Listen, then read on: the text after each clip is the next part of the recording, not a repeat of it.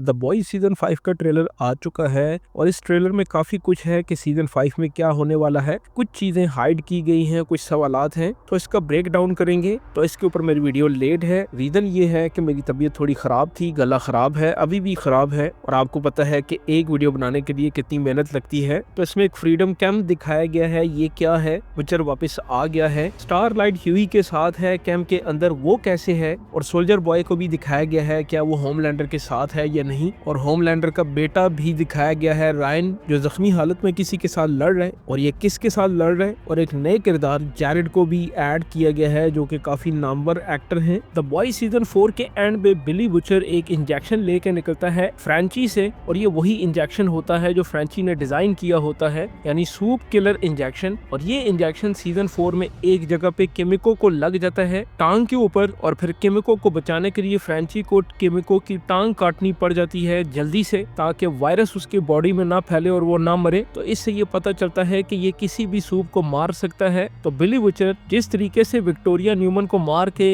ये इंजेक्शन लेके निकलता है, तो ऐसा लगता है कि ये होमलैंडर की तरफ ही जा रहा है। तो फिर उस सीन का क्या हुआ? सीजन 5 के इस ट्रेलर के अंदर उसके हवाले से कुछ भी नहीं है। तो क्या वो इंजेक्शन अभी भी बिली बुचर के पास ही है? क्या इसको होमलैंडर मिला और इसने अटैक किया और इसका अटैक नाकाम हुआ है, या फिर कुछ और वजह है? तो ये भी कुछ सवाल हैं जो हल तलब हैं। तो ट्रेलर के स्टार्ट में बुचर और इसकी टीम को दिखाया जाता है कि वो चल रहे हैं, जमीन पर बहुत सी लाशें हैं, कटी फटी लाशें पड़ी हुई हैं, माहौल जंग जैसा लग रहा है। तो अगर आप गौर से इस जगह को देखें तो ये कोई इंडस्ट्रियल एरिया लगता है, कोई शॉप या कोई ऐसी जगह नहीं है जो रिहायशी जगह कही जा सके। तो या तो यहाँ पे कोई प्रेजेंस कैंप था, या तो ये वार्ड की ही कोई खुफिया जगह हो सकती है जहाँ पे सूप्स को रखा गया हो, या फिर ये ऐसे सूप्स की किलिंग की गई है जो रेजिस्टेंस का हिस्सा रहे होंगे, स्टारलाइट के हामी हो सकते हैं, और इनकी किलिंग होमलैंडर की टीम ही कर सकती है, क्योंकि सीजन 4 के अंदर मुतहरिक हो जाते हैं। जो खास सूप्स होते हैं उन्हें ये कैदी बना लेते हैं, लेकिन जो होमलैंडर के लिए किसी काम के नहीं है, मे भी उन्हें किल कर दिया गया हो यहाँ पे। तो ये पॉसिबिलिटी है, हो सकता है ये कुछ और हो।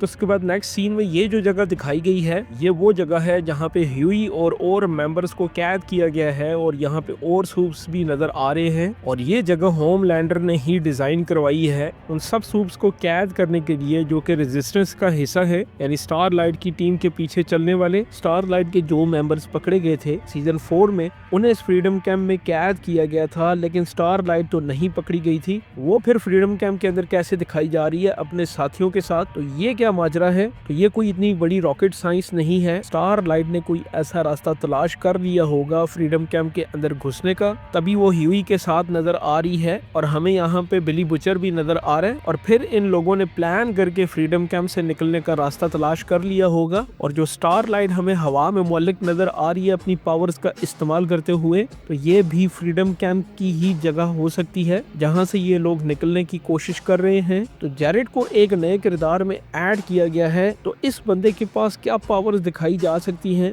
और ये बंदा क्या होमलैंडर के साथ है? फिलहाल तो ये ऐसे ही लग रहा है कि ये होमलैंडर के साथ ही होगा, या मे भी हो सकता है कि ये सोल्जर बॉय की किसी पुरानी टीम का हिस्सा हो, क्योंकि जिस तरह से इसकी एंट्री दिखाई गई है, इसके बैक पे सोल्जर बॉय है और उसके पीछे हमें एक झलक होमलैंडर की भी नजर आती है। तो फिलहाल तो इसके बारे में इतनी ही बात समझ में आ रही है कि ये लोग सब एक साथ हैं, जबकि इसकी पावर्स अभी तक सामने नहीं आई हैं। हाँ, एक जगह पे एक झलक दिखाई गई है कि ये खड़ा है और एक ब्लड शेड सीन दिखाया गया है। तो मे भी हो सकता है इसने अपनी पावर्स यूज की हो और इसके पास भी रेडिएशन टाइप कोई ब्लास्ट की पावर हो। तो अभी ट्रेलर इसे मिस्ट्री बनाकर रख रहा है। तो उसके बाद नेक्स्ट पॉइंट, सोल्जर बॉय क्या होमलैंडर के साथ है? तो मुझे नहीं लगता कि सोल्जर बॉय जैसा कैरेक्टर कभी भी किसी के साथ टिक के रहने वाला बंदा है। मे भी हो सकता है कि इसे जगाने से पहले होमलैंडर ने इसकी मेमोरीज को मैनिपुलेट किया हो, ताकि वो जागने के बाद इसके कंट्रोल में रह सके और इसकी टीम की तरफ से लड़े।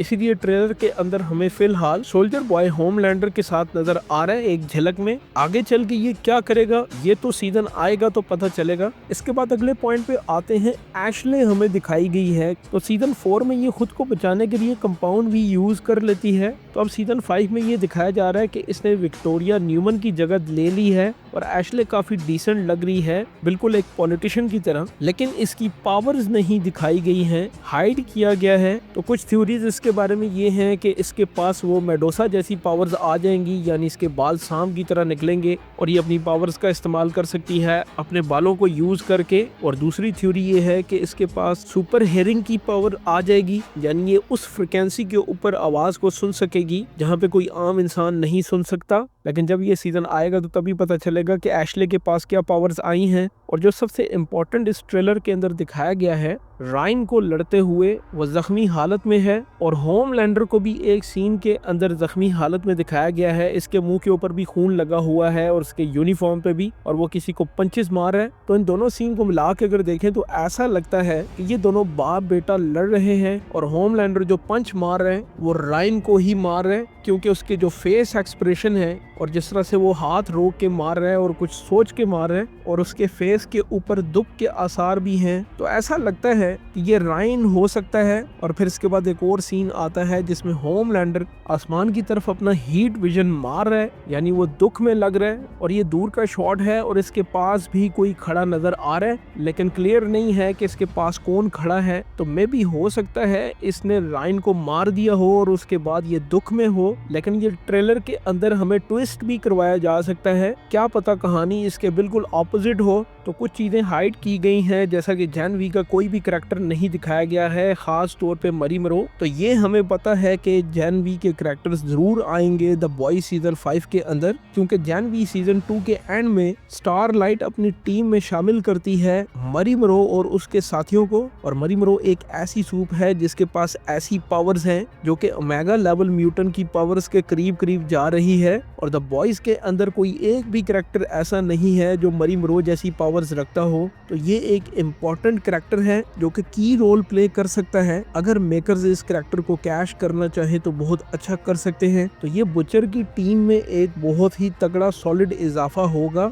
मे भी हो सकता है इसका जो फाइनल ट्रेलर आएगा उसके अंदर मरी मरो को दिखाया जाए और कहानी मजीद वाज़ह हो। अभी तो ये फर्स्ट ट्रेलर आया है और द बॉयज सीजन 5 की रिलीज डेट अप्रैल 8, 2026 है, यानी अभी पूरे 4-4.5 महीने पड़े हुए हैं। तो नेक्स्ट ट्रेलर भी आएगा। और एक और इम्पोर्टेंट चीज आपने नोट की होगी कि पूरे ट्रेलर के अंदर बिली बुचर को इसकी टेंटिकल्स वाली पावर्स के साथ नहीं दिखाया गया है। वो बिल्कुल नॉर्मल कंडीशन में अपने साथियों के साथ बात कर रहा है और ये लोग फाइनल बैटल की तैयारी कर रहे हैं। तो इट्स मीन बुचर बिल्कुल अपने होशो हवास में है और ये बिल्कुल ठीक हो चुका है और इसने अपनी पावर्स का इस्तेमाल करना भी सीख लिया होगा, इसीलिए बुचर बिल्कुल नॉर्मल हालत में लग रहे हैं। तो दोस्तों वीडियो ज्यादा लंबी हो जाएगी तो इसके ऊपर मजीद भी बात करेंगे अगली किसी वीडियो में। फिलहाल कुछ और नई मूवीज आई हैं जिनका ब्रेक डाउन करना है, तो चैनल को सब्सक्राइब कर लें, बेल आइकन के बटन को दबाइए ताकि आने वाली वीडियोस का नोटिफिकेशन आपको मिलता रहे। मिलते हैं नेक्स्ट वीडियो में, तब तक के लिए इजाजत।